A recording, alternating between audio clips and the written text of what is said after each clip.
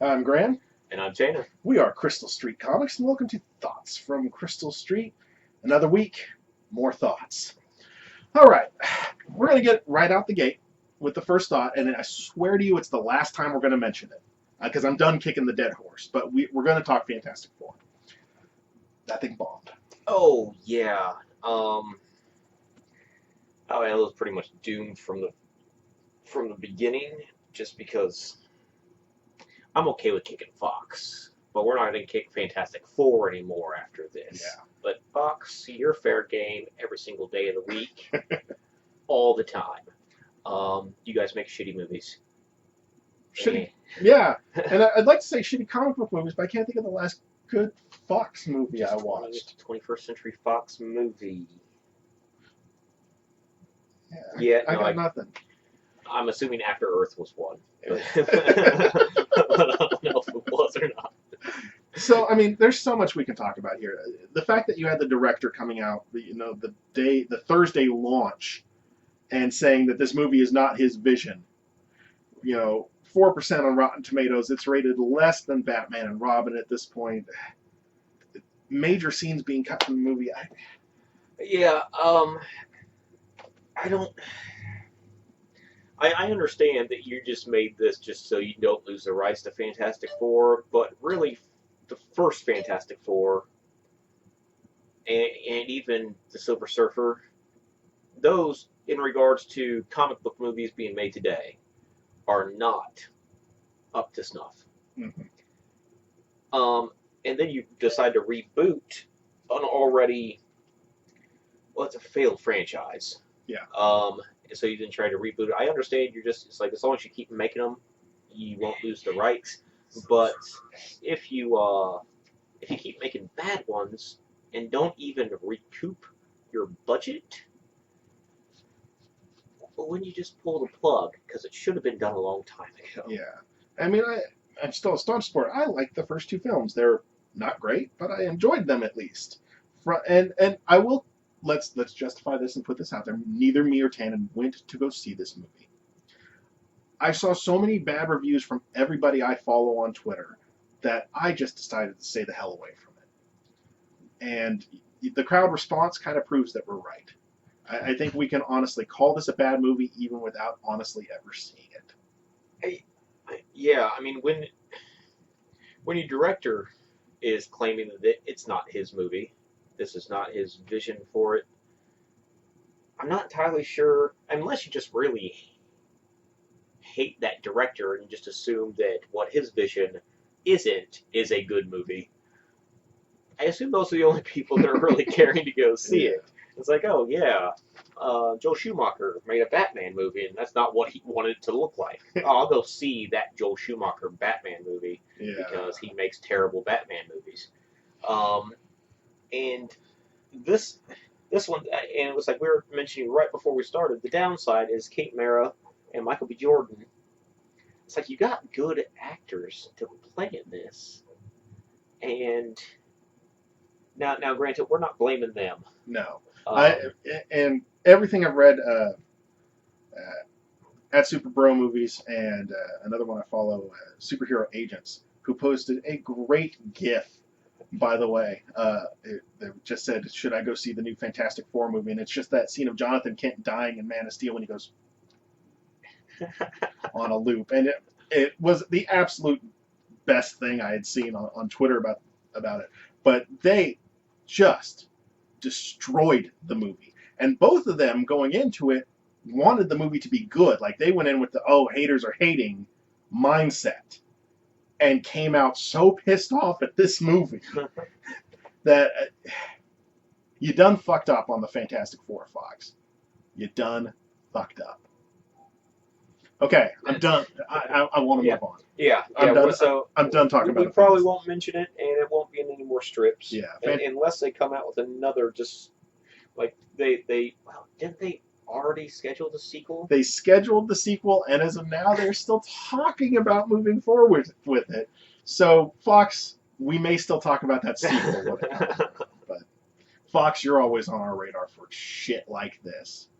So let's move on to much happier news.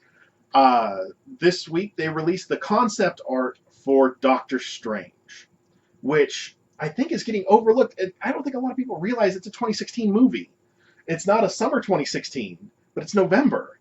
So on top of all these great ones they're showing that we're getting in the summer, we also get Doctor Strange in Yeah. November. I mean, well, once we realize the summer movies are done, we still get Doctor Strange, and then we'll still get a Star Wars movie. It was Star Wars this year. Oh no, that's right. Every Rogue. That's right. Rogue Squadron. It's so good to be a nerd right now. Anyways, so the Doctor Strange concept art, it puts out 3 pictures of what the suit potentially is going to look like, with a rendering of Benedict Cumberbatch and kind of what he might look like, and all of it looks so good and yummy. Yeah, it's like, yeah, it's just concept art, but still, it looks. For one, Benedict Cumberbatch was probably the one actor that nobody could be upset with. Yeah. Yeah, we mentioned that it broke the nerd side of the internet when he was cast, because nobody has anything to bitch about. Yeah. But yeah, with his renderings, like, he looks perfect. Yeah. And even the costumes, like, I understand they're just a preliminary Yeah. understanding, but yeah, really, if they just make him look anything like the comic, and the thing is, he has never had really a lot of different. Yeah, he's looked uniforms. Similar pretty much all throughout it. So I mean, they will. It probably won't be as colorful. Yeah. But yeah, these renderings look phenomenal. They look so good. And there was a report put out by one of the Marvel execs, and I forget who it was. I don't want to say it's Kevin Feige because I think that's wrong. I think it was actually somebody else involved with it. And they were asked to describe what Doctor Strange is going to be, and they said it's Marvel's Fantasia. And while that may sound weird at first, that's a musical Disney thing.